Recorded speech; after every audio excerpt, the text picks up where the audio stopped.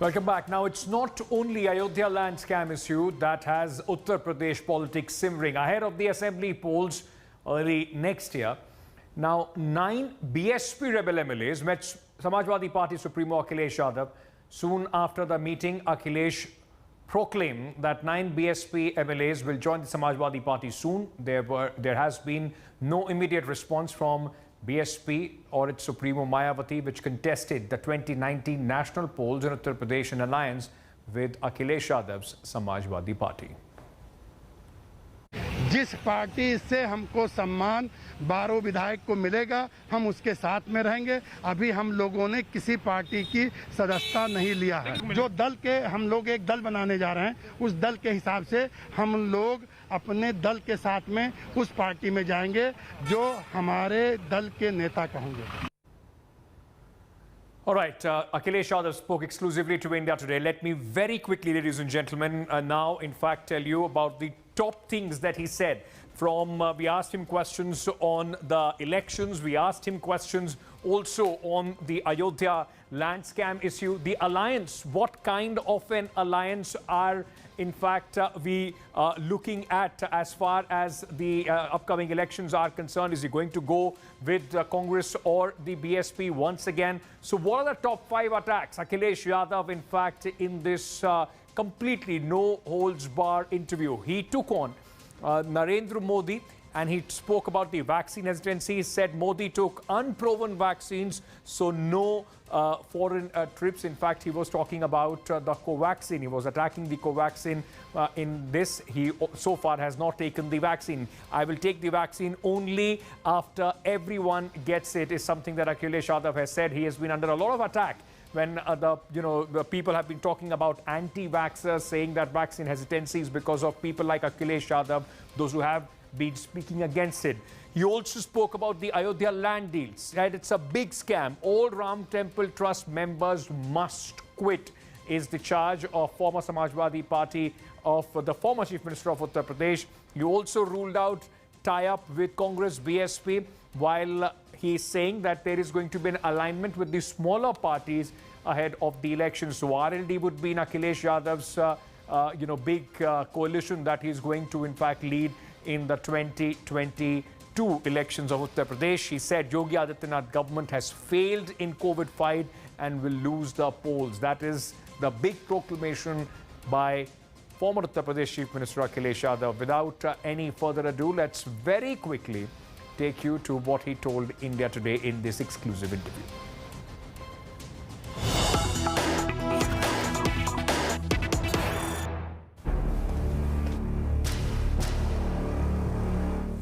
Supreme court के फैसले के बाद पूरे देश की जनता ने ये मान लिया कि वहाँ मंदिर निर्माण होना है, रामलला का मंदिर निर्माण होने जा रहा है। और वहीं से ऐसी खबरें अगर आएं कि जहाँ पर भ्रष्टाचार हुआ है, तो कम से कम जिन पे आरोप लगे हैं, जो वो ट्रस्ट के मेंबर हैं, सबसे पहले तो उन ट्रस्ट के मेंबरों को अपने पद से इस्तीफा दे देना चाहिए। क्योंकि मर्यादा पुरुषोत्तम राम के लिए अगर कोई काम हो रहा हो और प्रश्न उन्हीं पे लग रहा हो जो ट्रस्ट के लोग हैं, जिन्हें संभालना है सब कुछ, तो जब तक ये भ्रष्टाचार के आरोप लगे हैं उन पर, तब तक सभी ट्रस्ट के मेंबरों को इस्तीफा दे देना चाहिए। और जहां तक आज बता रहे हैं कि सर्किल रेट, मार्केट वैल्यू के हिसाब से उन्हें ज़मीन दी है, मैं उनसे जानना चाहता हूं। एक बहुत प्रतिष्ठित वहां गांव है धर्मपुर, वहाँ बहुत सारे किसान हमारे पास आए थे जहाँ पर एयरपोर्ट बनना है। अगर एयरपोर्ट बनना है और ग्रामीण जनता तैयार है ज़मीन देने के लिए, वो यहाँ पर भी हमसे मिले, तो उस समय भी मैंने ये कहा कि सरकार से कहिए आप, और सरकार से मांग की थी कि 6 गुना सर्किल रेट बढ़ा करके मुआवजा दे दें। पूरे किसान वहाँ ज़मीन देने को तैयार हैं। आप बगल के गाँव को ज़्यादा मुआवजा दे रहे हैं, लेकिन उस गाँव को मुआवजा नहीं दे रहे हैं आप। तो आखिरकार कि कहाँ की आपकी नीति है? ये कोई विकास के लिए रोकना नहीं चाहता, विकास को कोई रोकना नहीं चाहता। और वहीं यहाँ भ्रष्टाचार हो गया हो इतना बड़ा। 2 करोड़ की ज़मीन आपने कितनी कीमत में ले ली, कुछ सेकंड में कितना भ्रष्टाचार कर दिया। और आखिरकार कर्मचारी क्या कर रहे थे, अधिकारी क्या कर रहे थे? सोचिए, इतना बड़ा घोटाला। ये केवल प्रश्न आज केवल हम लोग नहीं लगा रहे हैं, जनता के मन में भी ये प्रश्न लगा कि आखिरकार ये हो क्या रहा था। समाजवादी पार्टी किसी भी बड़े दल के साथ गठबंधन करने नहीं जा रही है। समाजवादी पार्टी के सभी नेताओं की राय यह है कि छोटे दलों को शामिल कर लिया जाए। समाजवादी पार्टी आने वाले समय के चुनाव में जो होने जा रहे हैं, छोटे दलों से गठबंधन करके चुनाव लड़ेगी। कौन कौन? समाजवादी पार्टी का गठबंधन पहले से जैन जी के साथ है, आरएलडी समाजवादी पार्टी के साथ है, इसी तरह महान दल के साथ समाजवादी पार्टी है, एक चौहान समाज का एक दल है, संजय चौहान उसके राष्ट्रीय अध्यक्ष हैं, उनके साथ समाजवादी पार्टी का गठबंधन है। तो इसी तरह छोटे दलों को शामिल करने का काम समाजवादी पार्टी लगातार करती रहेगी। मतलब कांग्रेस और बहुजन समाजवादी पार्टी, राहुल गांधी और मायावती दोनों से तौबा कर लिया। दोनों को ही गठबंधन समाजवादी पार्टी ने किया था, दोनों से ही समाजवादी पार्टी का अनुभव कोई अच्छा नहीं रहा।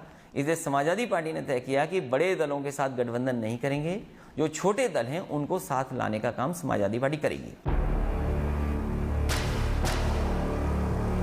मैं जानना चाहता हूं, उत्तर प्रदेश के मुख्यमंत्री निकले बाहर, किस अस्पताल में गए? जो समाजवादी सरकारों में बने हुए अस्पताल हैं उन्हीं का निरीक्षण किया जा करके। कोविड में सबसे ज्यादा काम अगर कोई अस्पताल आए हैं तो समाजवादी सरकार के बने हुए अस्पताल काम आए। 108, 102 एम्बुलेंस जो उत्तर प्रदेश में लागू थी, समाजवादी सरकार में संख्या बढ़ा दी थी, वही एम्बुलेंस काम आई।